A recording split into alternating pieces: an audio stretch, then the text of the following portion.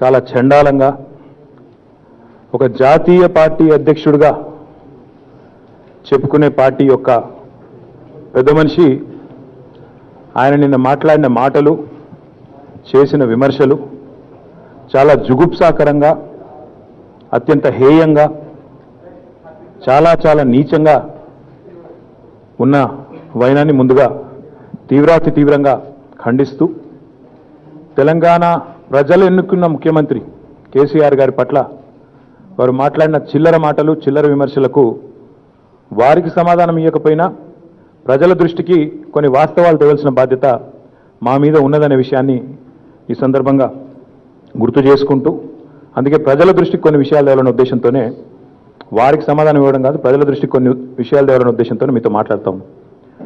ముందుగా నిన్నటిదాకా కొద్దిగా జేపీ నడ్డా అంటే పెద్ద మనిషి, కేంద్రంలో మంత్రిగా పనిచేసిన పెద్ద మనిషి, అంతో ఇంతో చదువుకున్నోడు, కొంత జ్ఞానం ఉన్నోడు అనే ఒక అభిప్రాయం నిన్నటిదాకా కొంత మాకుండే. కానీ నిన్న ఆయన మాట్లాడిన మాటలు చూసిన తర్వాత ఆయనకు బండి సంజయ్కి పెద్ద తేడా ఏం లేదనేది నిన్న స్పష్టంగా అర్థమైంది. ఎందుకంటే బీజేపీలో బండైనా, గుండైనా, అరగుండైనా, ఏ గుండైనా గంతే అనేది నిన్న చాలా స్పష్టంగా బయటపడ్డది. ఆయన మాటల్లోని డొల్లతనం, ఆయన చేసిన విమర్శల్లోని భావదారిద్ర్యం.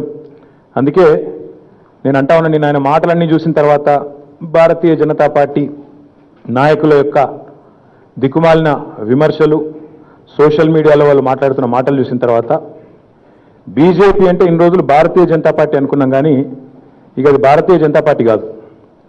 బీజేపీ అంటే బక్వాస్ జుమ్లా పార్టీ. అది మాట్లాడితే చెత్త, పనికిమాలిన విమర్శలు, బక్వాస్ మాటలు తప్ప ఒక్కటంటే ఒక్కటి ఈ దేశానికి కానీ, దేశ ప్రజలకు కానీ 7.5 ఏళ్లలో ఏ వర్గానికన్నా ఏమైనా చేసిండ్రా అంటే చెప్పుకునేందుకు వాళ్ళు చేసింది ఏమీ లేదు, గుండు సున్నా, మొట్టమొదటి మాట. అందుకే ఈరోజు భారతదేశంలోనే అతిపెద్ద రాష్ట్రం ఉత్తరప్రదేశ్. ఉత్తరప్రదేశ్లో 5 ఏళ్ళు నడిపిన తర్వాత సర్కారును ఏ నినాదం మీద పోవాలి ఎన్నికలకు? ఇగో మేము ఈ పని చేసినాం, మా కోటేనని చెప్పాలి. కానీ వీళ్ళ దౌర్భాగ్యం ఏంటంటే, ఇది వీళ్ళ దౌర్భాగ్యం. ఇలా ఇండియన్ ఎక్స్ప్రెస్ పత్రిక జాతీయ స్థాయి పత్రికలో వాళ్ళ యాడ్, ఇది వాళ్ళ యాడ్. ఏం యాడ్? ఎవడో అంతకుముందు రాళ్ళు ఇసిరిండట, ఇప్పుడు ఈయన ఈ పోటుగాడు వచ్చిన తర్వాత వాడు పాపం ఇట్లా దగ్గరికి వెళ్ళి శైలు వంచుకొని, తలకాయ వంచుకొని క్షమాపణ చెప్తున్నట్టు, అందుకే వీని కోటే అన్నట్టు. ఇది వీళ్ళ దిగజారుడుతనం, ఇది వీళ్ళ దిక్కుమాలిన ప్రభుత్వం యొక్క గొప్పతనం.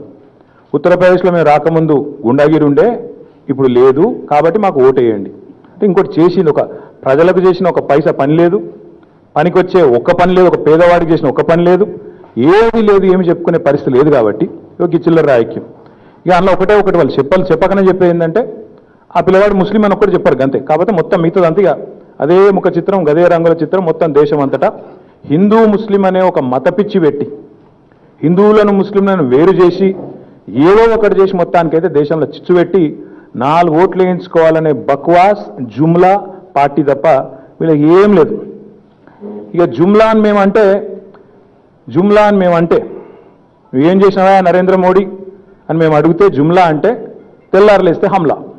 అదేం హమ్లా అంటే వీళ్ళకి తెలిసింది ఒకటే, ఎన్డీఏ ప్రభుత్వం అని ఉన్నది దేశంలో.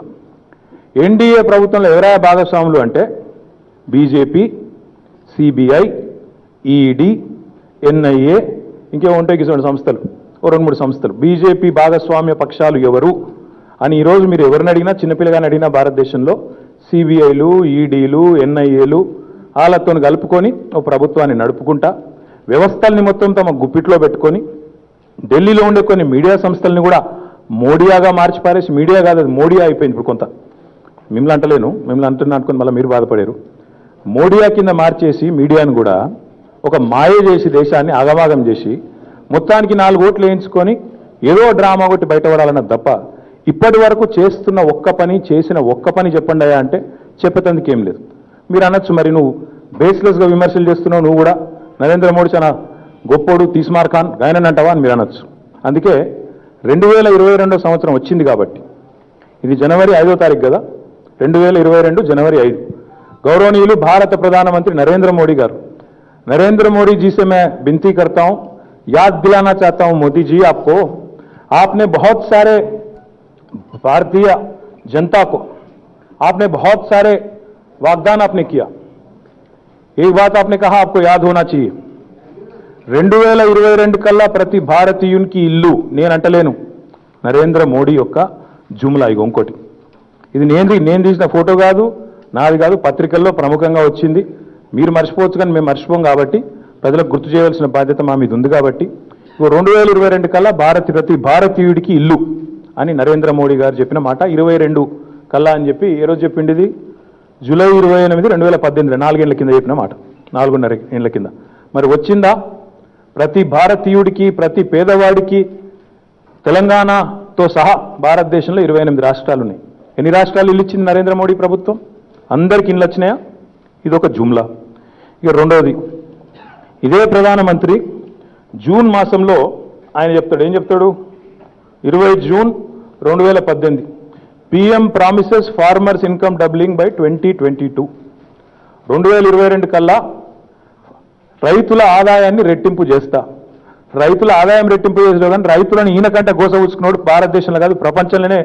ఇంత అరాచకమైన, ఇంత నిరంకుశమైన ప్రభుత్వాధినేత ఎవరైనా ఉన్నారా అంటే నరేంద్ర మోడీ తప్ప ఇంకెవడు లేడు.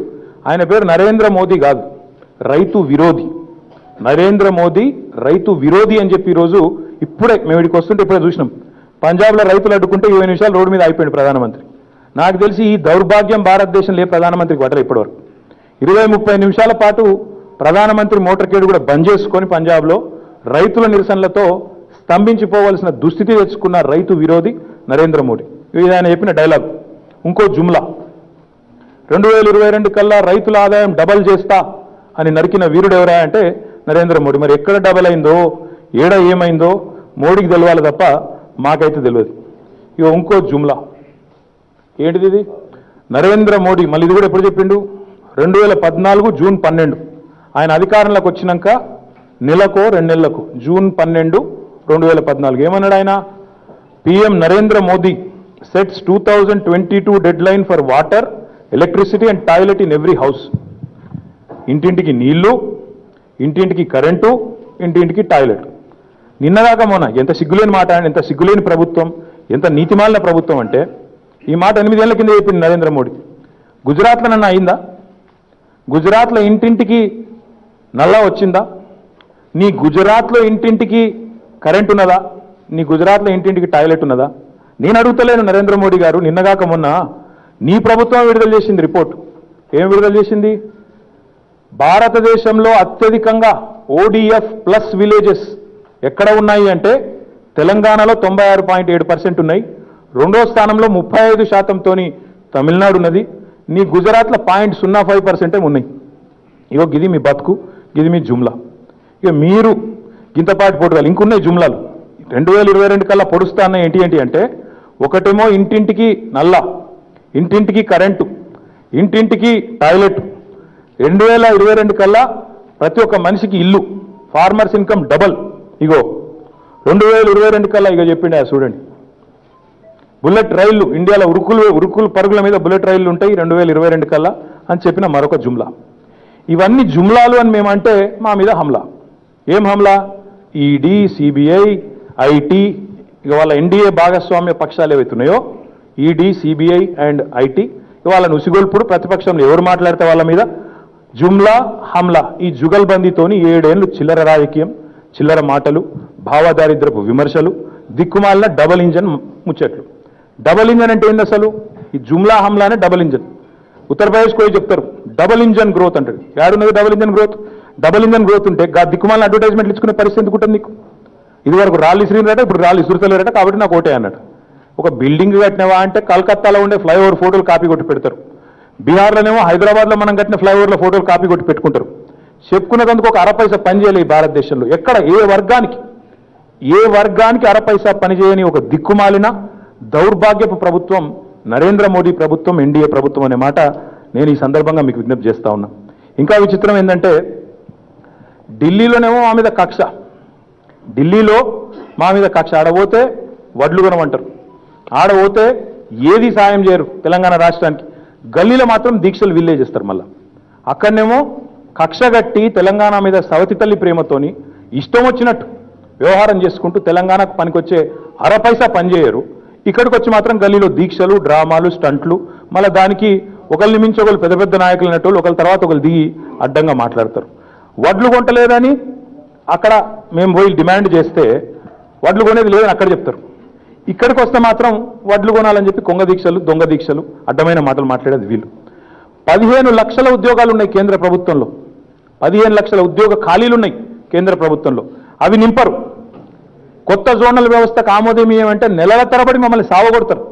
రాష్ట్రపతి దగ్గరనే దాస్తారు, కేంద్ర ప్రభుత్వ దగ్గర దాచుకుంటారు. మేము రాష్ట్ర ప్రభుత్వం నుంచి పంపిన ప్రతిపాదన కానీ మళ్ళీ ఇక్కడ దీక్షలేమో ముప్పు తిప్పల అక్కడ పెడతారు. మేము జోనల్ విధానం కావాలి కొత్తదని చెప్పి ఇక్కడ రాష్ట్ర ప్రభుత్వం అన్ని రకాల కార్యక్రమాలు సక్రమంగా చేసి పంపిస్తే దానికి ఆమోద ముద్ర వేయరు. ఇక్కడేమో నోటిఫికేషన్లు కావాలని దొంగ దీక్షలు, చిల్లర మాటలు. దయచేసి నేను మిత్రులందరికీ ఒకటే విజ్ఞప్తి చేస్తా ఉన్నా. ఇవాళ అందుకే నేను ఆ జేపీ నడ్డా ఆయన మాట్లాడిన తర్వాత నాకైతే ఒకటే అనిపించింది.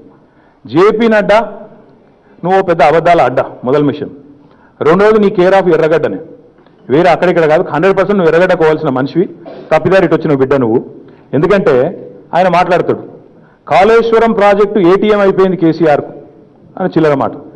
మరి నేను అడుగుతున్నా, ఇంకా ఆయన ఆమె కూడా అంటాడు మీదికెళ్ళి ఏమని, केसीआर मेंटल बैलेंस खो गए, केसीआर का मेंटल बैलेंस खो गया।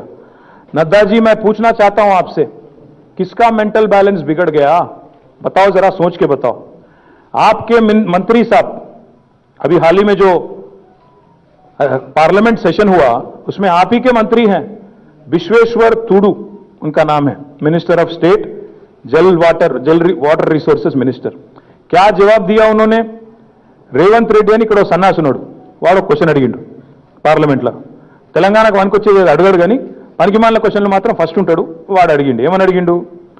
ఇలా ఏమైనా బాగా కరప్షన్ అయిందా, లక్షల కోట్లు దోసుకున్నాడా కేసీఆర్ అని చెప్పి. ఇగో నాది కాదు కథ, ఇది పార్లమెంటులో ఈ నడ్డా గారు మాట్లాడుతున్న ప్రభుత్వం ఏదైతున్నదో, ఆయన పార్టీ ఏదైతున్నదో వాళ్ళ మంత్రి అంటూ ఇచ్చిండి సమాధానం. ఏమిస్తాడు? గవర్నమెంట్ ఆఫ్ తెలంగాణ వాళ్ళ సొంత రిసోర్సెస్తో కట్టిండ్రు.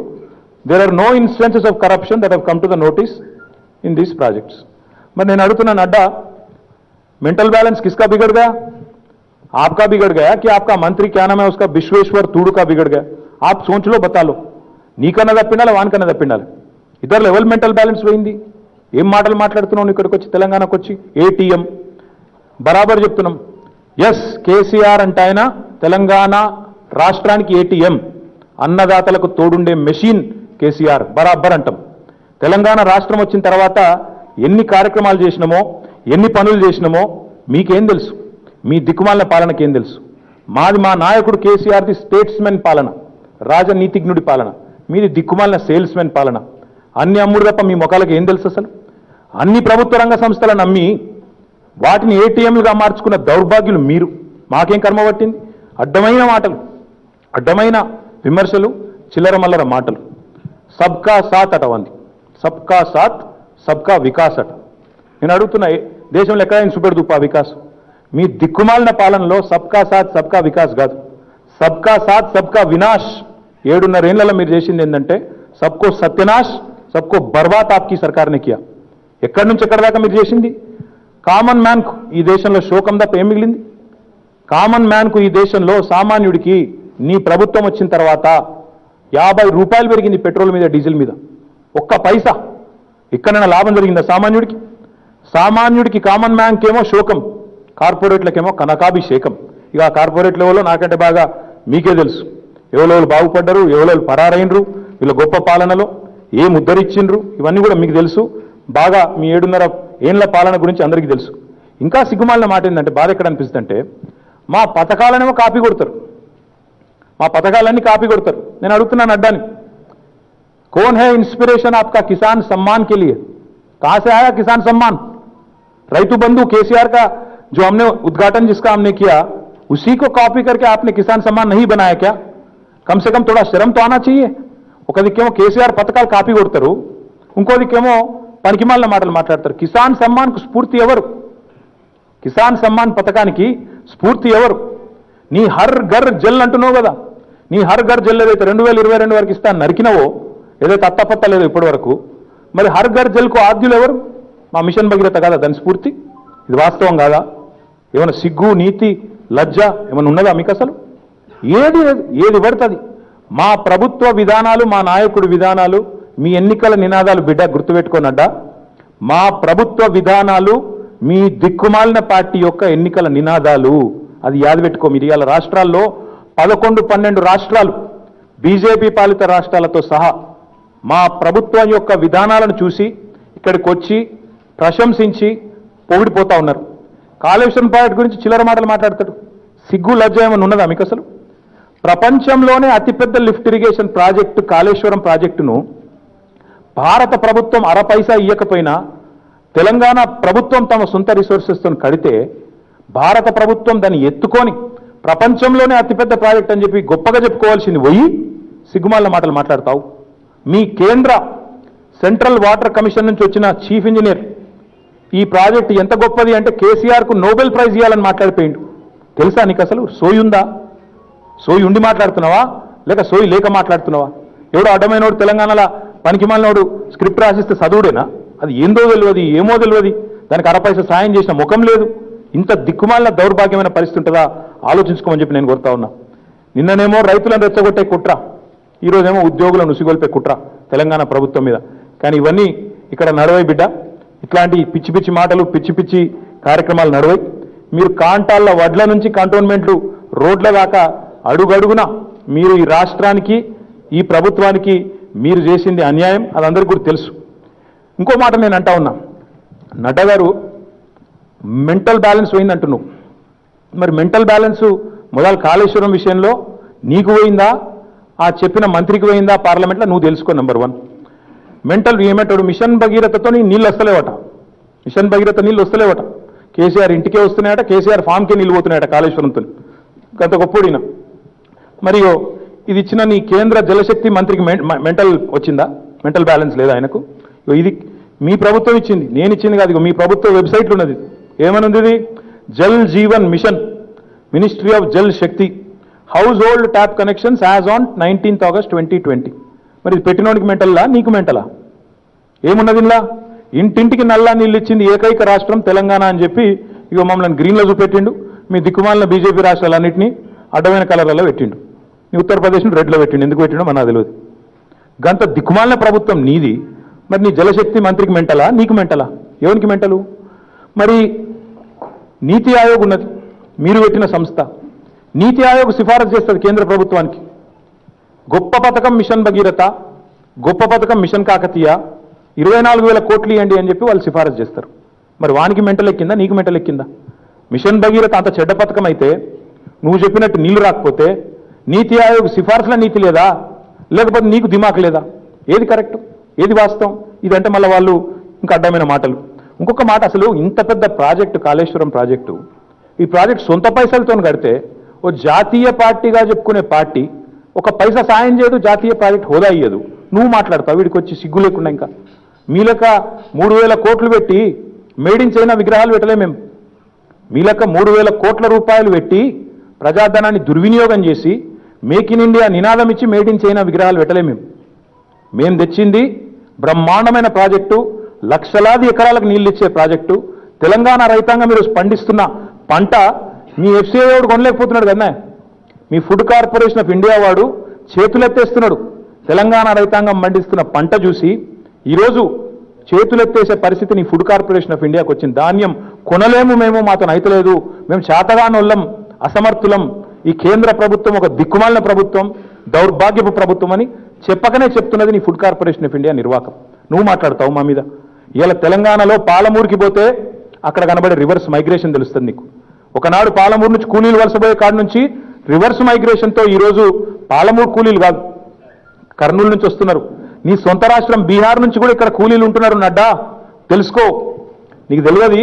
ఇక్కడ హమాలీలు, మా దగ్గర పనిచేసే హమాలీలు నీ ఉత్తరప్రదేశ్ నుంచి, నీ బీహార్ నుంచి, మీ దిక్కుమాలిన పరిపాలనలో అక్కడ ఉపాధి లేదు కాబట్టి అక్కడి నుంచి పొట్ట చేత పట్టుకొని ఇక్కడికి వస్తే వాళ్ళను కూడా కడుపులో పెట్టుకొని చూసుకున్నది కరోనా టైంలో మా ప్రభుత్వం, మా నాయకుడు కేసీఆర్ అనే మాట నేను గుర్తు చేస్తా ఉన్నా.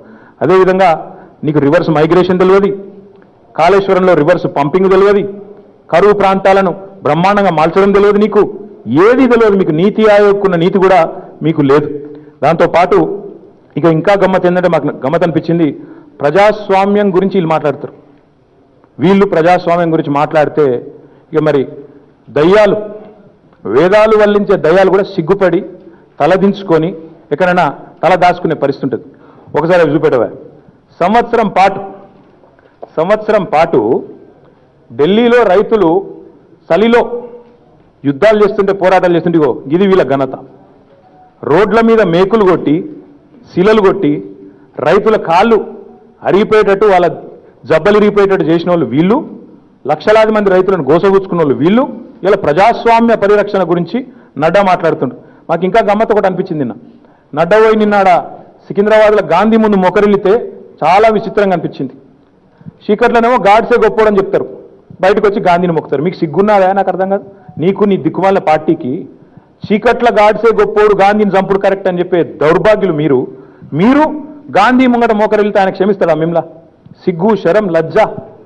మీరు ప్రజాస్వామ్యం గురించి ఇది మీ బతుకు. గిన్ని కంచెలు పెట్టి, ఇనుప కంచెలు పెట్టి రైతులను సావగొట్టి లక్షలాది మంది రైతుల గోసగుచ్చుకున్న దౌర్భాగ్యులు ఇవాళ ప్రజాస్వామ్య పరిరక్షణ గురించి, ప్రజాస్వామ్యంలో ఇదేదో చీకటి రోజు కాకరకాయ అని చెప్పి ఇంకోటి ఒకటి రెండు కాదు, ఇటువంటి వందల పిక్చర్స్ ఉన్నాయి. ఇంటర్నెట్ చదివితే, గూగుల్లో కొడితే, యూట్యూబ్లో కొడితే వందలు వెళ్తాయి. మీరా మాకు చెప్పేది? ఎందుకు ఇవ్వాలని ప్రధానమంత్రిని అడుక్కున్నారు పంజాబ్లో? పని లేకనా, పొద్దు ఒకనా? ఎప్పుడైనా ఉన్నదా చరిత్రలో? ప్రధానమంత్రిని 30 నిమిషాల పాటు రోడ్డు మీద నిలబెట్టిన పరిస్థితి ఎప్పుడైనా ఉన్నదా? ఎందుకు తెచ్చుకున్నారా పరిస్థితి? ఎందుకు అయింది మీకు? ఎందుకు అయిందంటే, ఉత్తరప్రదేశ్కి పోతే మీ మంత్రి బల్పుతోని రైతుల మీదకి బండెక్కించి తొక్కి చంపుతాడు 8 మందిని. కానీ వాడిని మీరు తీయరు, మంత్రి పదవులకి వెళ్ళి కూడా తీయరు. మీరు గంత సిగ్గు లజ్జ లేని దిక్కుమాలిన మీరు మాకు చెప్తారు. రైతుల రక్తం చూసిన దిక్కుమాలిన ప్రభుత్వం, రైతుల రక్తాన్ని కళ్ళ చూసిన దౌర్భాగ్యపు ప్రభుత్వం మీరు. కేసీఆర్ మీద మాట్లాడే గొప్పలు మీరా? రైతు బంధు తెచ్చినా, రైతు బీమా తెచ్చినా అదొక కేసీఆర్కే సాధ్యమైంది తప్ప నీ దిక్కుమాలిన బీజేపీ, నీ దిక్కుమాలిన ప్రభుత్వం ఈ రాష్ట్రం, ఈ దేశంలో ఎక్కడున్నా ఒక్కడంటే ఒక్కనికి అలా ఐడియా వచ్చింది? ఒక్క బీజేపీ ముఖ్యమంత్రికి, మీ ప్రధానమంత్రికి ఒక్కనికి ఎవరికైనా ఐడియా వచ్చిందా? ఇది ఎవ్వరికి రాదు. మేము చేస్తేనేమో కాపీ కొడతారు, మళ్ళీ మీదికెళ్ళి వచ్చి ఇక్కడ మాట్లాడతారు. ఇంకా చాలా చెప్పొచ్చు కానీ, ఇంకా చాలా మాట్లాడచ్చు కానీ, ఇంకా గమ్మత్ మాట్లాడాడు. కుటుంబ పాలన, ఈ గవర్నమెంట్ జానా. ఇంకా విచిత్రం ఏంటంటే, ఈ నడ్డా ఆయన అత్తనే, సొంత అత్త, పిల్లనిచ్చిన అత్త, ఆమె పేరు జయశ్రీ బెనర్జీ. చూడండి కావాలంటే, నేను చెప్పేది తప్పైతే. ఆమె నిన్న మొన్నటిదాకా ఎంపీ, మొన్న మంత్రి. ఈయన వచ్చి ఇక్కడ మాకు శుద్ధులు చెప్తాడు. కుటుంబ పాలన, వసుంధరారాజే ఉండొచ్చు, యశోధరారాజే ఉండొచ్చు, విజయరాజే సింధియా ఉండొచ్చు, వేద్ ప్రకాష్ గోయల్ కొడుకు పీయూష్ గోయల్ కావచ్చు, బసవరాజ్ బొమ్మాయి కావచ్చు, ఎస్ఆర్ బొమ్మాయి కొడుకు ముఖ్యమంత్రి కావచ్చు. మీ దానిలో మాత్రం కుటుంబ పాలన ఘనంగా ఉండొచ్చు, నిండా ఉండొచ్చు, ఎద్దురప్పు ఉండొచ్చు. ఇంకా నీ నడ్డా గారి భార్య ఉండొచ్చు, ఆర్ఎస్ఎస్ బీజేపీ ఫ్రంటల్ ఆర్గనైజేషన్లో ఆమె పనిచేయచ్చు. కానీ కేసీఆర్ కుటుంబం ఉద్యమంలో పనిచేసినా, ప్రజల చేత 3-4 సార్లు ఎన్నుకోబడ్డా వాళ్ళు మాత్రం ఉండొద్దు. ఇదేం నీతి? నాకు అర్థం కాదు. మరి మీ అమిత్ షా కొడుకు ఏం పొడిచిండు క్రికెట్లో? ఆయన ఎట్లయిండు బీసీసీఐకి? ఆయన సెక్రటరీ క్రికెటరు. సౌరవ్ గంగూలీ కంటే, విరాట్ కోహ్లీ కంటే గొప్ప ప్లేయర్ ఆవాడు. ఆయన పేరేందో మీకు పేరు కూడా తెలుసా? ఆయన నాకు పేరు కూడా తెలుసు. ఆయన అయ్యేదాకా ఈ పోటుగాళ్ళు అందరట ఉండొచ్చట. మేము ఉద్యమంలో పాల్గొన్న వాళ్ళం, ప్రజల చేత గెలిచి వచ్చిన వాళ్ళం, మేము ఉండకూడదు. ఇదేం మాటలు, ఇదేం చిల్లర మాటలు? నాకు అర్థం కాదు. నా రిక్వెస్ట్ ఏంటంటే, మీ అత్తగారు స్వయంగా, మీ అత్త జైపీ నడ్డా మాట్లాడేటప్పుడు గురువింద గింజాన్ని సామెతతోనే రాలే. మీ అత్త జయశ్రీ బెనర్జీ, మరి ఆమె లేదా? మంత్రిగా లేదా? ఎంపీగా లేదా? నిన్న మొన్నటి దాకా ఎంపీ కాదా? మర్చిపోయిన వాళ్ళు లేకపోతే అత్తగారిని మర్చిపోయినట్టు ఇక్కడికి వచ్చింది పెద్ద పెద్ద ఉపన్యాసాలు, పెద్ద పెద్ద ఉపదేశాలు, పెద్ద పోటుగారులాగా పోజులు, ప్రజాస్వామ్యం గురించి మాకు నీతులు. మీరా చెప్పేది మాకు? ఇట్లాంటి దిక్కుమాలిన మాటలు మాట్లాడుతుంటే, ఇట్లాంటి అడ్డగోలు మాటలు మాట్లాడుతుంటే ఇంకా విచిత్రం ఏంటంటే, అవినీతి గురించి గిన మాట్లాడతారా? దీవ ఇగో ఇలా బతికి ఎట్లుంటుంది అంటే, ఇగో అవుట్లుక్ అని పత్రిక ఉన్నదా? ఇగో చూడండి కథ. The most corrupt, India's most corrupt state ఎవరిది? కర్ణాటక. దక్షిణాదిలో ఉండే ఏకైక రాష్ట్రం, మన పక్కకే అంటుకొని ఉన్న రాష్ట్రం కర్ణాటక. నేను చెప్తున్నాను, నా కవిత్వమా? ఇది కర్ణాటక మోస్ట్ కరప్ట్ స్టేట్ అని అవుట్లుక్ అనే పత్రిక ఫ్రంట్ పేజ్లో పెట్టి రాసింది, అలా ముఖ్యమంత్రి ఫోటో వేసి. ఇంకా ఒకటే కాదు, ఇంకా గమ్మత్ చూస్తారు. పాపం నడ్డా గారికి అవగాహన లేదు కాబట్టి చెప్తున్నా. ఇక కర్ణాటక రాష్ట్ర కాంట్రాక్టర్ల అసోసియేషన్ వాళ్ళు ఉత్తరమే రాసి పారేసారు. గవర్నర్ రాష్ట్రపతికి రాసిండ్రు, ప్రధానమంత్రికి రాసిండ్రు. ఏం రాసింది ఎరికేనా? చదువుమంటే చదువుతాం. మరి ఇక ప్రధానమంత్రి మోడీ గారికి ఉత్తరాలు రాసిండ్రు. ఏం రాసిండ్రు వీళ్ళు? ఇగో sir, Karnataka contractors body writes to PM Modi complaints of corruption. ఏమని? సార్ వీళ్ళు 5% ఒప్పుకుంటలేరు, 55% రావాలి, వీళ్ళకు దొంగలు ఉన్నారు, మీ వాళ్ళంతా లంగలు ఉన్నారు, లుచ్చగాళ్ళు ఉన్నారు. నేను అంటలేను, లంగలు లుచ్చగాళ్ళు అన్నమాట నేను అంటాను, వాళ్ళు అన్నారు. ఇక ఉత్తరం కూడా కావాలంటే మీకు ఇస్తా, ఇక చదువుకోరు అందరు మంచిగా డీటెయిల్గా చదువుకోండి. పరమ చండాలపు విధవలు, దౌర్భాగ్యులు, అవినీతి పరులు ఎక్కడున్నారా అంటే ఇక బీజేపీ ప్రభుత్వంలో ఉన్నారని నేను చెప్తలేను, వాళ్ళు చెప్తున్నమాట. ఇక ఇంకా ఘోరం చెప్తా ఇనిగో. కిరణ్ మజుందార్ షా అని బయోకాన్ వ్యవస్థాపకురాలు, భారతదేశంలో మొత్తం అందరం గౌరవించే ఒక ప్రముఖ పారిశ్రామికవేత్త. ఇది ఆమె ట్విట్టర్లో ఆమె ట్వీట్ ఏం పెట్టింది? కర్ణాటకాస్ ప్రోగ్రెస్ ఫ్రమ్ మామూలు టు మెగా కరప్షన్. ఇదివరకు మామూలు ఉండే, ఇప్పుడు మెగా కరప్షన్ అయిందని చెప్పి నేను లేకపోతే మా పార్టీ వాళ్ళు, మా మంత్రి గారు, మా సహచర మంత్రివర్యులో చెప్తలేరు.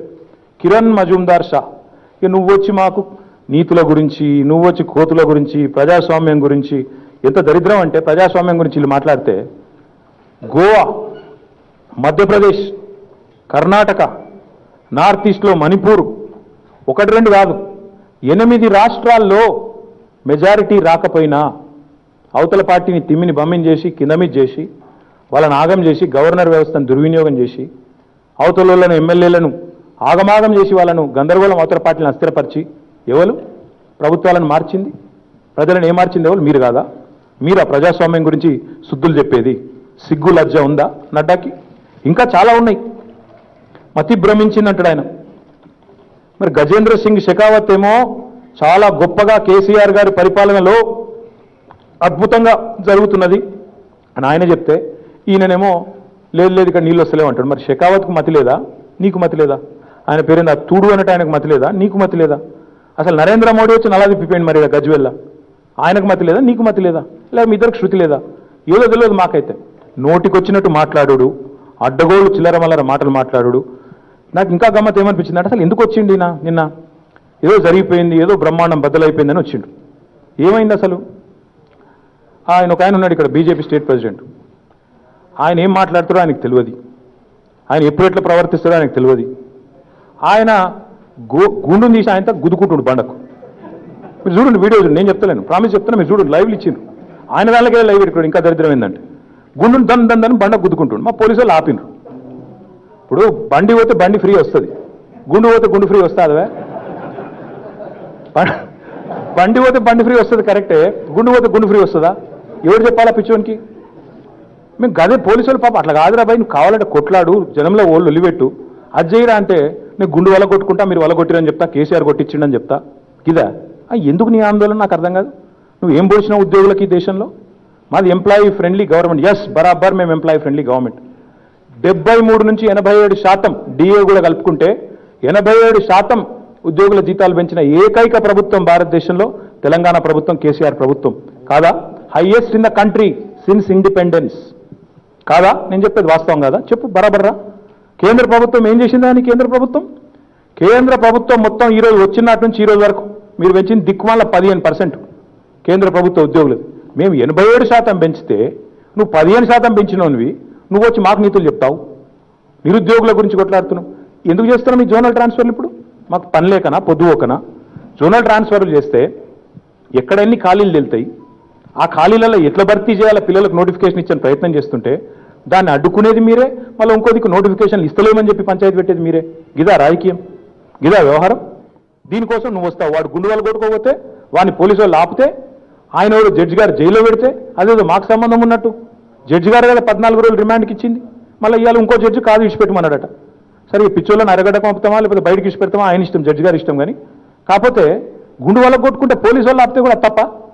అదో జరిగిపోయినట్టు, ఆయన ఏదో మహానాయకుడు అయినట్టు, ఆ మహానాయకునికి ఏదో ఈ మహానాయకుడు తోడై ఈయనొచ్చి పిచ్చివాగుడు. అందుకే నేను నడ్డాకు చెప్తా ఉన్నా, నువ్వు నీ పార్టీ, మీ బక్వాసు, మీ జుమ్లా, మీ ఎర్రగడ్డ మాటలు, మీ ఎర్రగడ్డ పనులు, ఇవన్నీ ప్రజలు చూస్తున్నారు. తెలంగాణ ప్రజలు అంత పిచ్చోళ్ళు ఎవరు లేరు ఇక్కడ. అరపైసా పని చేసిందా నీ ప్రభుత్వం? దేశంలో ఎవరికేం చేసింది నీ ప్రభుత్వం? ఒక సెక్షన్కి ఇది చేసినామని చెప్తావా?